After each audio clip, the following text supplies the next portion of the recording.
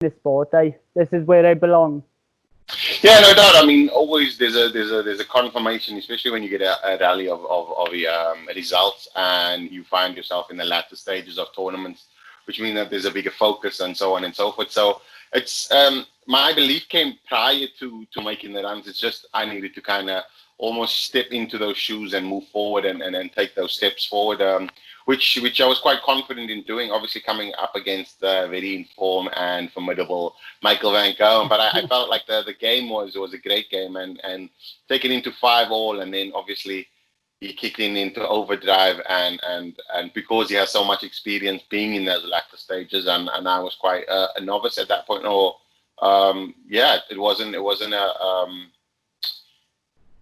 was more like a kind of, because it was so new to me, I think I was just kind of in awe of everything happening at that point. And I feel as though now at this point in time, it's slightly different and a lot more experience. So hopefully I can return to those latter stages of the major events and even the floor events and perform. Yeah, you went on then you became the first South African to hit a 9-dart leg on the PDC Pro Tour. What was that like? That must have been a proud moment. Yeah, I mean the 9-dart, even though it's one leg, it's something that you kind of it's like something that you put on the mantelpiece, and it's something that we aspire to do. I mean, every leg we go to, you want to throw the perfect, but obviously with the challenges that come, throwing the 180 is easy, but when getting to that 9-dart opportunity, it's something changes, and it just kind of need to be calm and find out exactly. And especially the first one, though. My first one, my heart was pounding out of my chest. And yeah, I think I could have snatched the double 12 in, you know what I mean? And it just luckily it went in. But it wasn't a lucky 9-dart. It was a lot of preparation up until that time. And then the next times, the few times, I've missed it a few times, but I got it again another 2 times after that. And when I went that time, it was more simple and more relaxed because it was not unknown territory. How often do you hit them in practice? Do you hit them often? Or? Yeah, my 180 hitting has moved up like massively. Even in tournaments that I've been playing, I've been throwing. I think we played a world championship style tournament, and I threw probably like could have been about 60 180s in that tournament. So my 180 hitting is massive. 60 or correct me if I'm wrong. It could be 60 or 50 or 40 or something like that. But it was a high number, and my the ability that I have, and I know that my scoring strength, and now with the consistency of my scoring, I'm feeling a lot more confident in that. And yeah, I think that now moving with more 180s into the game, I'm going to be a lot more stronger. Yeah. You had your biggest run in the World Championship in 2019. You got to the last 16, eventually losing 4-3 to Nathan Aspinall, and we all know what he's gone on to do since then. Do you see that as a missed opportunity, or do you see it as something positive? It's actually the second time I got to a last 16 round. The last time I lost to James Wade, I think it could have been 2014, I think.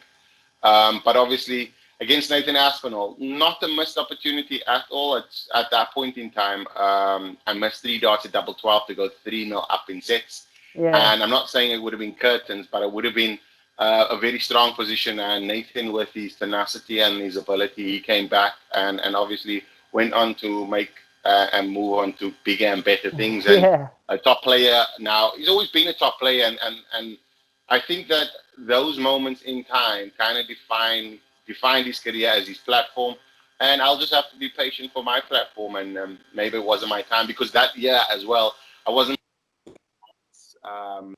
best darts on the Pro Tour. Probably my worst season, and to get to the last 16 was to save my tour card and for me to continue in the PDC, which was an amazing achievement for me, regardless. You've also appeared in 7 World Cup of Darts, representing your country, South Africa. Is that the proudest moment of your career, getting to put on your country's shirt, country's colours? Yeah, before, I mean, prior to making the PDC World Cup, I represented my country at the African Cup of Nations, was selected to be at one of the World Cups as well, I remember, but because I turned professional, I was ineligible to play. So the first time, obviously, wearing the representing South Africa on the PDC World Cup was fantastic. And actually, Sean Hogan just shared a game today where we beat Scotland Yeah. in when the format was two singles and you had a pairs as well. So you would have the full format, and then if it was the pairs counted two, so that would then obviously give you a sudden death opportunity, which I thought was fantastic and it kept it thrilling. But a major opportunity for me to represent my country as well as the continent as being the only African player to play.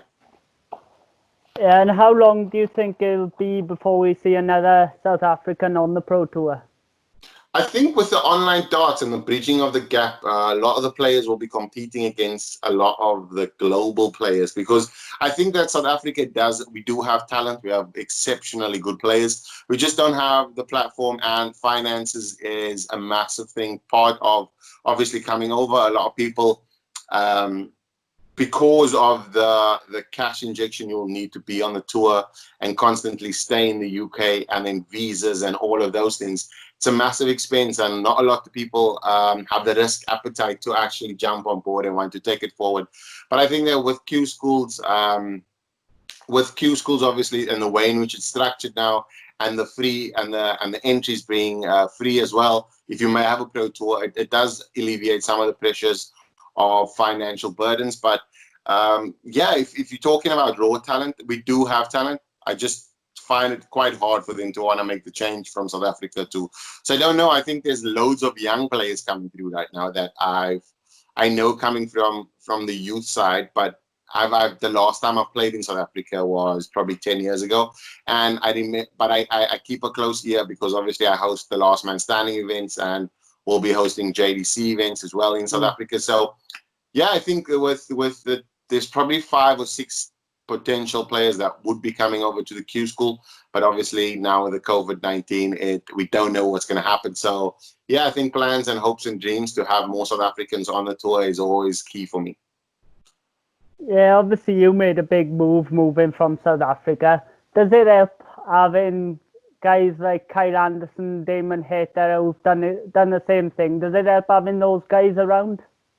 Yeah, I think a lot of the times, especially myself and Kyle, I mean, Damon only came over this year, and I've only spoken to him a few times really. But myself and Kyle, we have a good relationship because ultimately we endure the same kind of missing home feelings, and you know what I mean. And before my family moved over here, it was exactly the same for me. So I was on my own, and you'd be with people. Luckily for me, I had a friend and a brother called Joe Cullen, which was also on the tour, and he's helped me loads. I always say I owe my career to him because he was somewhat very important and a foundation for the strength that I found in the darkest times when you were alone, and he did kind of provide comfort, as well as when I moved back over to the UK, he gave me a place to stay as well, which is something I'm always indebted to him for. And yeah, it's crazy that a lot of people won't ever understand until you leave home. I always ask English players, would you ever leave the UK to go play in South Africa if the PDC was in South Africa?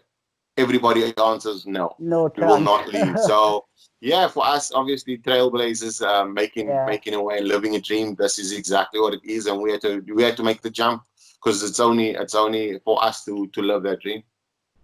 Is it true back in 2015 when you went back your tour card, you was actually travelling back and forth to South Africa? Yeah, I remember those quite fondly. I was traveling probably for the year. I could have traveled 10 times, 10 return trips to South Africa, which was crazy. But also, it's what was needed at the time. I performed really well when I won my tour card back, and still currently have it, which is a great feat for me. But without playing at my spectacular best yet. So hopefully the future continues, and now my family's settling over here. I travel back twice a year now to see family and friends in South Africa. But yeah, I think now I'm more settled and calmed down in the UK. Yeah. You're an ambassador of darts in Africa. Tell us a bit more about the competitions in the continent and how people can find out more about it. A lot of it. So with the tournaments hosted, it's a lot of them are run by either the counties, as you have it, we have it. We call it associations in our area, or provinces. Yeah. Also, a lot of them are not streamed. So because of the online darts, they are pushed now to become more streamed events, which will then eventually be hosting a lot of them. And a big thing is obviously with data and Wi-Fi and all of those things in South Africa, not a lot of people have them in their households as yet. So yeah, I think it's everything will still be local at this point in time, and we're looking to stream them in the future. So for people to check them out, they can only probably see results at this point in time, but future is looking bright with us starting the JDC. Hopefully have it streamed. Yeah, I look forward to seeing more players come through from South Africa in the future. What was that, man? I look forward to seeing more players come through from South Africa in the future.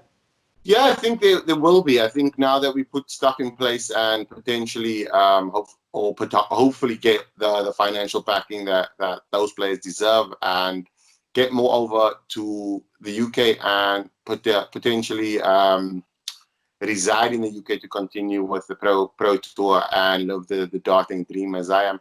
Yeah. You've got someone like Nitin Kumar, who's been playing his trade in Asia. I don't know how much you know about him, but do you think that he's in a similar position to you was back in the day? And would you like to see him take the plunge and go to Q School? Because he's a good player. Yeah, I know Nitin very well. I mean, I've just come from Doha in January, and he played in the Doha Open, and he won it quite convincingly as well. And there's some good players in Doha as well. Not all the residents of Doha, but they come from different areas of the world. And yeah, I think he's got the talent. He's one of those players that I think could perform on the tour. But it's just the one thing is for me to say yes, Nitin should jump and take the plunge, but I think ultimately, as a person or as the person, he needs to know that he's ready to actually take the plunge and actually fully commit. Because once you come to the PDC, it's easy just playing the darts. The darts is the easy thing. It's the being here, traveling, finding a place to stay, finding a home, finding a place of comfort that you can perform. Because my balance was quite out when I started, because I could perform brilliantly in practice. I couldn't get I didn't get great results. But on this side, I was like, it was a dark time for me when I was when I wanted to be back home, or I come home from a darts tournament and I'm alone, and so on and so forth. You know what I mean? And the only means you have is probably WhatsApp and video calling. So yeah, it's hard. I think for any player coming in, it's quite hard, but having the mentality and obviously just the raw kind of want to have the dream is a massive thing. Yeah, and Q School it's not easy nowadays. The standard is unreal. You've got someone like Seigo Osada. He came over from Japan in January, and many thought he would get a tour card, but he didn't. So it's tough. Look, I think it's tough on the one end, but it's also you need to take your opportunities as well. I mean, the likes of Adam Beanie, you had him on your show. I watched the interview; it was a really good interview. Brilliant guy. Yeah, and a big thing is like he was saying, he used to practice, and it's just on the day. It's literally on the day how you perform. I mean, anybody with, I mean, you got Scott Mitchell, former BDO world champion. He never got his tour card as well. You look at players that have the pedigree. You got the likes of Kevin Painter was there, Jamie Caven, Alan Norris. That's to name a few. I mean, you had the likes of Wes Newton, Andy Hamilton obviously was there. He got his tour card. Yeah. I mean, Glenn Durant, he's now top 20 in the world, I think. He got his tour card by points and luckily as well. You know what I mean? And it's just it's the concept of being in that dogfight for that 4 days and trying to get out there and surviving and making sure that you make it. But it's crazy what a bit of pressure can do to you as well, because if you don't get a good result on the first day and the second day, your back's up against the wall for the next 2 days, and you're fighting time and all of those things. And yeah, I'm sure if Sergio comes back next year, he'll probably make it. And yeah, who knows? What advice would you give to players such as Nitin? The guys from the smaller darting nations, given you've been through it all yourself, like leaving friends and family, etc., what advice would you give them? A big thing is I'm a big believer of you only have one life. So if darts is if don't ever be hesitant because you fear of the result. Success is already achieved by you making the plunge. And once you make the plunge, you'll understand that there's loads of people to help you. It's not all alone, but only until you ask the question, then you will find out. So, if you feel like you have the ability and you put enough time and effort into the game, because this game won't give up. It won't give you any scope at this point in time. I mean, you're seeing the averages on tour. So if you know that you're committed to the game, I would say take a year and commit fully to the game, work on your game fully, and then come back to the Q School, get your tour card, and then fully commit to the tournament and the Pro Tour. Yeah, brilliant advice. Last July, I think it was, for the match play, you got invited by Sky Sports to do punditry and commentary. What was that like for you? Was it a case of, it's a good opportunity, but I don't want to be up here. I want to be playing down there? It's probably, it's, if I look at it, right, there was 2 scenarios. Either I could be like, but I want to be up there. But at this point in time, this is the second best spot to be in. But the simple fact is that I get to analyze loads of players' throws and understand and get the match understanding of it without even being in the tournament. And being part of the Sky team was fantastic, because you can splurge off experience like the likes of Wayne Mardle, Rod Studd, Stuart Pike, John Part, Mark Webster, Rod Harrington, Nigel Pearson, all of these people that have been over there, and you get these tidbits. And what you don't understand is, as a player, it is vitally important to understand what the other player is actually doing. And only up and until I became a commentator did I understand how great that will affect my game.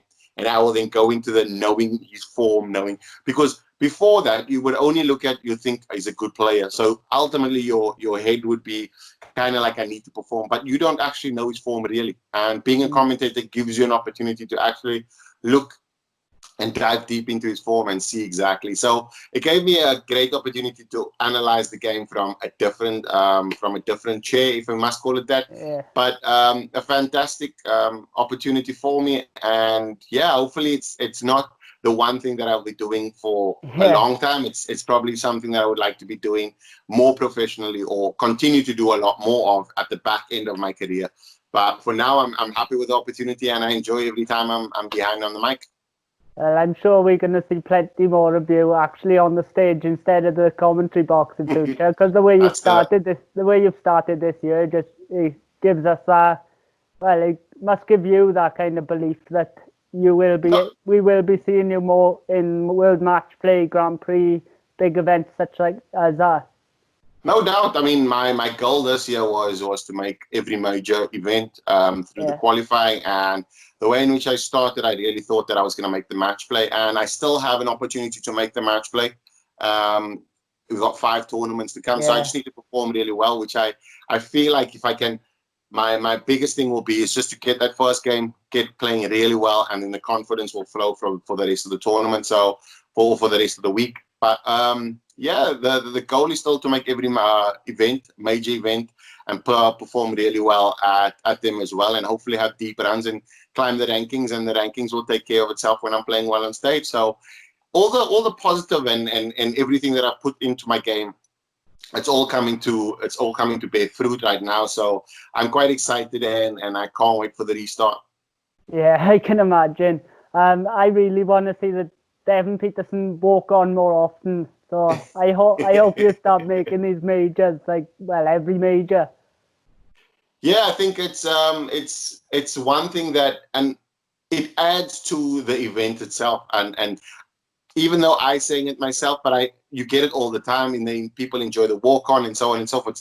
But what I want to do is marry the walk on with the dart, so that everything now then becomes you become the box office, like the likes of Gerwin Price. I mean, his antics on the stage where he's celebrating, giving it bigger. He's got that presence, which gives him that box office appeal, and you're watching him now. He's playing really well, so the darts is now married to his antics or his celebrations and so on. So it creates a great atmosphere for the game. So I just want to follow in and emulate that. Are your Segway days behind you now? 100% far behind me, mate. That was more a stunt that I pulled at the World Series finals, which was something quite silly at that time. It was the hype. And I thought I really only got onto the Segway probably 2 hours before I got onto stage. So I could have gone horribly wrong. Nearly did. That's dangerous. Nearly did, but I had 2 hours of practice before, and I was quite confident. So yeah, I wasn't too scared, and luckily I didn't fall off. And yeah, we still got the video on YouTube. Yeah, I was actually showing my mother earlier on, and yeah, that was a very bold thing to do. Yeah, but I think it added. I wanted to create like Bob Anderson came on with a horse at the Worlds one year, so I don't think anybody will top that, because I think the rules and regulations won't allow us. So yeah, I thought the Segway was quite unique and quite different, and yeah, it's just probably part of my character, just to kind of stand out, and just the profile. And now, like you said earlier on the top of the show, we're profile wise and probably one of the popular players on the tour. And this is popularity based on purely on character, and my form now is gonna hopefully carry me over and continue to raise the popularity, and hopefully I can influence a generation and change the way in which they see darts as well. Yeah, well, you haven't influenced me to get on the Segway, because my balance is terrible. So. Okay, cool. Let's just make sure that you don't get on the Segway then. Right, Devin, I'm going to end on this, which I ask every player on the end of my interviews. It's been doing the rounds, like the PDC done a video on it. Who are your top 5 greatest players of all time, going from number 5 right down to number 1? Number 5 to number 1. Let me think. So I'll go with Eric Bristow, because that's number 5, and not because the order rank is purely because the players that are playing now are taking the game further, but he has to be there because he's the one that obviously kick-started all of this. And then number 4 would definitely be Raymond van Barneveld. He's definitely in there. He's probably, his latter years wasn't his best, but I think that how he changed the way in which the Dutch saw the game, and now obviously the Dutch welcoming the game so massively among celebs and amateurs, it's fantastic. So, and he's definitely the grandfather of darts in Holland. Number 3 would definitely be Gary Anderson, on a legendary perspective, because if you look at Gary Anderson, always had the potential, but he never fulfilled his potential. And then now he's kind of done that, and now he's got that legendary status, just like Jocky Wilson has. But I think that a lot of players will remember Gary Anderson now more than they would Jocky Wilson, because he's obviously not been around for a while, and obviously the late Jocky Wilson, actually. And then you got number 2. So number 2 and number 1, I'm going to merge, because it's obviously the hardest thing to do. It's obviously Phil Taylor and MVG, but I can't put MVG second because Phil Taylor's won more trophies than him. But I can't also put Phil Taylor second because MVG is now enhanced and elevated the game to another level, where Phil Taylor took us till here, MVG took us even higher. So those 2 will occupy my number 1. I don't have a number 2 spot for the simple reasons that both players are legends, but for different reasons. Yeah, that's it, because you got Taylor who won 16 World Championships. MVG's only won 3, but the standard now is just through the roof. Yeah, I mean, even if you look at the PDC, the Pro Tour just before, I think we broke a record with, there was 90, 100 or ton plus averages in one of the Pro Tours, which by any standard, I mean, you know that if you throw in a ton average, that is great. And to compete against that week in, week out, that is hard. And that's what you have to contend against, and it elevates your standard as well. So it pushes you to kind of raise your standard in your practice anyways. And I think that if you look at how MVG's been playing, and you look at the area that he's playing in, I mean, there's more players that compete against MVG. Back then, Phil Taylor probably had about 2 or 3 players that could compete, but consistently wise, everybody's throwing ton plus averages against MVG, and he's still coming up on top. Yeah. So yeah, I think MVG is definitely one of those top players, and undeniably so, because he's also number 1. So yeah, and Phil Taylor had that spot for many, many years as well. So yeah, there's no number 2 for me, but definitely 1 in 1. Brilliant. Well, it's been an absolute pleasure speaking to you, Devon. I'm a big fan of yours and your walk on. I wish you all the best when the Pro Tour gets back and running on the 8th of July. And I hope you can kick on from where you left off. Thanks a lot, Luke. Thanks a lot for having me, and I'm enjoying your interviews as well. And continue and stay away from the Segway, but continue practicing if anything else. And I look forward to seeing more of your interviews, my man. Thank you, Devon. It means a lot. Cheers, buddy. Have a good day, pal. Cheers. Thanks a lot. See ya.